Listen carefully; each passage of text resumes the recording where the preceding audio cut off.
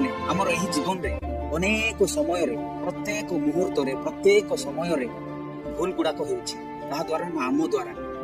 ଏଥିପାଇଁ ଆମେ କଣ କରୁଛୁ ନା, ଯେହେତୁ ଆମେ ମାନେ ପ୍ରଭୁ ଯୀଶୁଙ୍କୁ ଜାଣିଛୁ, ପ୍ରଭୁଙ୍କ ଠାରେ ଭରସା ରଖିଛୁ ବୋଲି ଆମେ ମାନେ କଣ କରୁଛୁ ନା, ପ୍ରଭୁଙ୍କ ନିକଟକୁ ଆସି ତାଙ୍କ ଚରଣ ତଳେ ବସି ଆମର ଭୁଲ ଗୁଡାକ ପାଇଁ, ଆମ ମାନଙ୍କର ପାପ ପାଇଁ କାନ୍ଦୁଛୁ।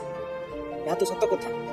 କିନ୍ତୁ ତାପରେ ଯେମିତି ଆମ ମାନଙ୍କୁ ମୌକା ମିଳୁଛି, ପୁଣି ଥରେ ସେହି ଭୁଲ ଗୁଡାକ ବା ସେହି ପାପ ପଛରେ ଦୌଡୁଛୁ, ପୁନର୍ବାର ସେହି ପାପରେ ଆମେ ମାନେ ପତିତ ହଉଛୁ। ଆପଣ ମାନଙ୍କ ମଧ୍ୟରେ କେତେକ ଏପରି ଲୋକମାନେ ଅଛନ୍ତି, ଟିକେ ନିଜେ ନିଜକୁ ପଚାରିକି ଆପଣ ମାନେ ଦେଖନ୍ତୁ, ପ୍ରାର୍ଥନାରେ ବସି କରିଥିବା ପାପ ପାଇଁ ଯଥେଷ୍ଟ ବା ବହୁଳ ଭାବରେ ଆମେ ମାନେ କଣ କରୁଛୁ ନା କାନ୍ଦୁଛୁ।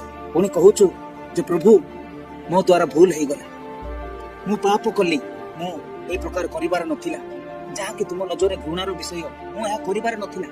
ତମେ ଯେଉଁ ଶରୀର ମତେ ଦେଇଛ, ସେଇ ଶରୀରର ଅଙ୍ଗ ଦ୍ୱାରା ମୁଁ ଏହା ଭୁଲ କରିଛି, ସେଇ ମୁହଁ ଦ୍ୱାରା ମୁଁ ଭୁଲ କରିଛି, ସେଇ ଓଠ ଦ୍ୱାରା ମୁଁ ଭୁଲ କରିଛି, ସେଇ ହସ୍ତ ଦ୍ୱାରା ମୁଁ ଜଣକୁ ମାରିଛି, ମୁଁ ଗାଳି କରିଛି। ଏହିପରି ପାପ ଯାହାବି ଆପଣ ମାନେ କରୁଛନ୍ତି, ସବୁ କିଛି ଆମେ ମାନେ କଣ କରୁଛୁ ବା ପ୍ରତ୍ୟେକ ସମୟରେ ଆମେ ମାନେ ପ୍ରଭୁଙ୍କ ନିକଟରେ ବସି ଘଣ୍ଟା ଘଣ୍ଟା ସହ ଧରି କାନ୍ଦୁଛୁ, ପ୍ରଭୁ ମତେ କ୍ଷମା କର।